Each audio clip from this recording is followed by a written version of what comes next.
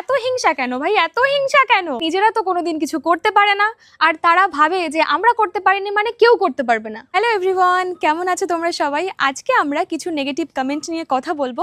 আমার ভিডিওতে খুব একটা নেগেটিভ কমেন্ট আসে না, কিন্তু যখন আমি বাড়ির ভিডিও পোস্ট করি তখনই দেখতে পাই কিছু মানুষের মনে এত হিংসা, মানে তারা সহ্যই করতে পারে না যে আমরা বাড়ি করছি বা কিছু করছি।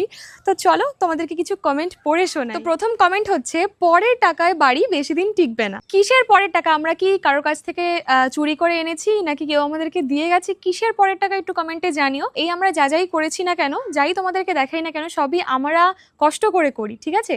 ভিডিও করাটা খুব একটা সহজ কাজ না, তাহলে সবাই করতো। পরের টাকা মানে কি, আমাদের কেউ টাকা দিয়ে যাচ্ছে? তাহলে এত বড় চাষ করে 10 বিঘা 12 বিঘা ধান করে, পেঁয়াজ করে, মাছের চাষ করে আমরা কি ওই মানুষকে দিয়ে দিচ্ছি নাকি?